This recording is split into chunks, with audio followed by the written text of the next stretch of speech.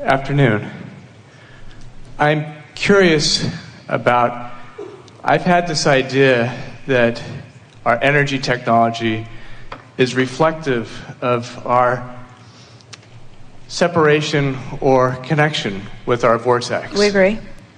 So I see... In fact, we would broaden it to say everything that is manifesting, whether it is political or religious or technology, everything that you see is that. It's a reflection of what's going on vibrationally. So as I also have this curiosity of how Esther and Jerry ride their bus around the country and ride the oceans and continue sort of in a circular fashion. It's actually more like a figure eight. More like a figure eight. Creating sort of, like being here is different than listening to your tape. And somehow I see that this travel that they do is sort of like a Johnny Appleseed planting of seeds. People come here, they go out into the community, they stimulate, they have energy, things start moving, and collectively this constant churning has created something, a dynamic that is opening up, contributing to the opening up of a broader vortex. In fact, it is the largest vibrational movement that has ever been. Yes. Well, that sounds pretty good. Well, we wanted it to sound good. But it's always true of where you stand out here on the leading edge. And so when you think about the generations that have been launching rockets into the vortex, and then you think about more people consciously, physically focused, moving into the vortex, and therefore allowing the movement that generations have been asking for, that's why the movement is so great. In other words, you don't need to hear this from us because your natural exposure to life will cause you to sift through contrast. You can't help it.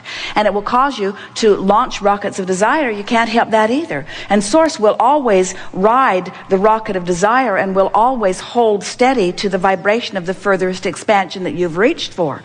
And when you as individuals or as collective consciousness have your croaking or death experience, you'll reemerge into it, and the next generation is born from that expansive place. So the well-being is assured and the expansion is steady. But when we talk about a movement, we're talking about a time when more physical beings are deliberately reaching vibrational alignment with what's in their vortex so that they are experiencing the harmony of alignment pre-croaking. That's what's exhilarating. More people deliberately taking control of their flowing of energy. Well, I'm interested in that pre-croaking experience. And so with this shifting of our relationship to energy technology, and I've heard you say previously that the result of all this economic thing that we've gone through, that we have 5 times more, I think you said, in the escrow, yes. That will be in the escrow. Yes.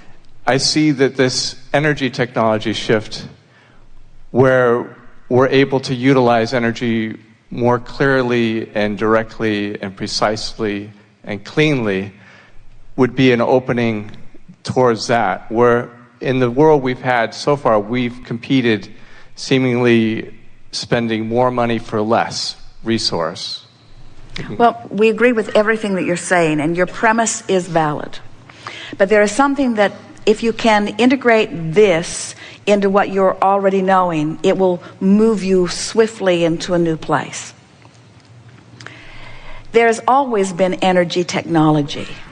In other words, not so long ago, you were excited about steam and coal and oil. In other words, you are always finding a leading edge way to utilize resources. And the resources continue to expand exponentially in order to satisfy you. So you will never run out of resources, and you will never run out of energy, because energy is about thought vibration, and as long as you exist as thinkers, there will always be that, and it is always renewable. But in the physical manifestation, which is the way you're wanting to direct this conversation, the thing that keeps individuals or larger groups of collective consciousness from experiencing a faster and fuller benefit from energy that already exists in the vortex is the pushing against the status quo. In other words, it's the demonizing, the fossil fuel burning that is the biggest hindrance to the discovery of the new renewable energy. In other words, anytime you wage battle against what is, you hold yourself out of the vortex and you're not one of those inspired to the new ideas. If any of you who are leaning in those directions could just hear us when we say, if you could give up on your need to convince one other, to convince the government or to convince agencies, if you could just let go of your need to convince the others, you would find the technology in the vortex and it would be so vivid and doable that they could not ignore you. But what happens is, so almost every step along the way, you are looking back to see how you can convince them of something that they have so many axes to grind. There are so many reasons. There are lots of reasons that people are holding back. Part of it is ignorance. Part of it is they benefit more with it as it is. Part of it is they don't want to rock the boat in any significant way. Part of it is fear of the unknown. In other words, there is a lot of resistance about that. But if you could leave that out of the equation and just accept that you can't control it and don't need to, and you could just bounce into this place that is already there and get into the vortex where you can see clearly what is there. The conversation is the same about scientists who want to reach into new frontiers, but don't let themselves do it because they're so busy examining the details of the now reality. And you just can't look back and forward at the same time. And as you are examining the details of the current reality, which is full of wanted and unwanted, you water down your vibration and it keeps you from being a match to what's in the vortex. So we'll say it in one more clear way. So as an individual or as a collective consciousness or as generations of collective consciousness, you have launched into the vortex of creation a vivid vibrational escrow. Talk about renewable energy. In other words, if you could see it, it would thrill you and it would give you ease and sense of well-being and understanding that there is always another idea and it is readily available to you. So here's this vortex with all of this wonderful new technology in it. And here, let's say you are, and let's call you an entrepreneur or a scientist or someone who wants to be in on the development of this new technology. And there it all is, and really all you have to do is pet your cat and go in the vortex, have a massage and go in the vortex, have something good to eat and go in the vortex, see a good movie and go in the vortex, meditate and go in the vortex. In other words, all you got to do is get in the vortex. And with what you want and who you are, revelation after revelation after revelation would come to you. But so many people who could just go in the vortex and receive the clarity that's in there waiting for them, instead they examine what's going on and try to get those people to understand what's going on over here. And in their effort to get those people to understand what's going on over here, they have to come out of the vortex because those people aren't in the vortex. So they come out of the vortex to explain to them, and then they lose their connection. In other words, that's why every leading edge creator has been labeled by the majority as extremely weird. Because you have to hold yourself apart from the normal way of thinking, otherwise you don't have access to that which is new. So I have ambition for weirdness. Yes, you do. Ambition for weirdness and ambition for not giving a rip what anybody else thinks, and an ambition for understanding that you don't have to build comprehensive bridges between where you are to this new vortex. You just have to shine a light on what's over there, and it will manifest, and its reality will convince them.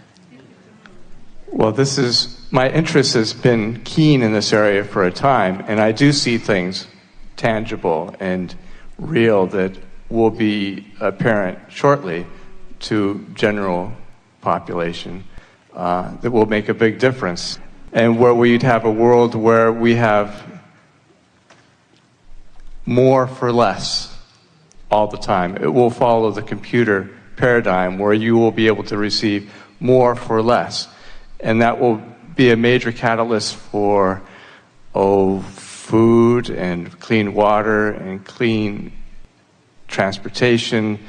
It would just be a huge boon for our economy and well-being of our planet. It's very exciting. If this time-space reality has the wherewithal to inspire the idea within you, this time-space reality has the wherewithal to deliver the goods.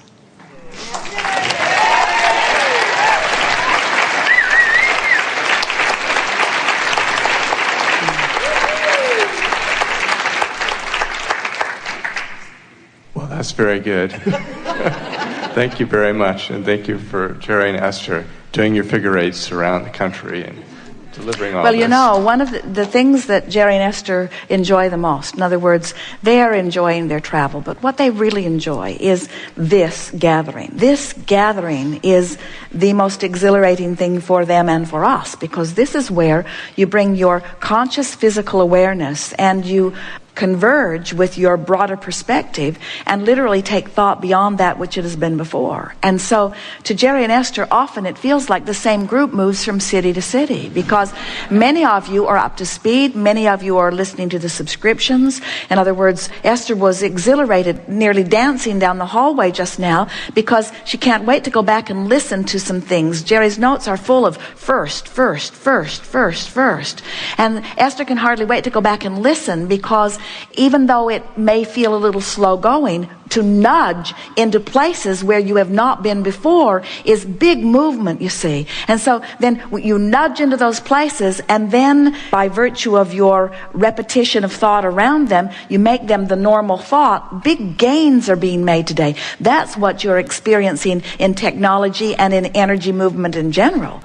In other words, the more you are able to step back and accept that this is a vibrational world, and the analogy that you were offering, we really think it's worth repeating, that the mechanical world was a wonderful world, but the digital world, you're using less energy and you're getting more done with it. The electronic world is far different from the mechanical world, and this electronic world that you're beginning to understand through your internets and through your computer chips, this technology that you are accepting as normal is so much closer to the vibrational reality that we are talking about. It's not far to move into this understanding that everything that exists, that you see as this knock-on-wood physical world around you, was pre-paved through the vibration of thought.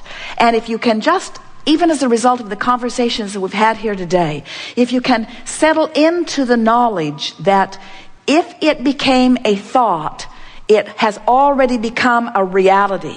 And as you accept it as a vibrational reality, then the step to the manifestational reality is the easiest step of all. The most difficult steps have all been taken. In other words, the contrast that made you ask was a much more difficult step. And the answering of it and the combining with law of attraction's response to it, that was an easy step. And the easiest step of all is the one still to be made, where you release your doubt and allow your belief. That's the easiest step at all.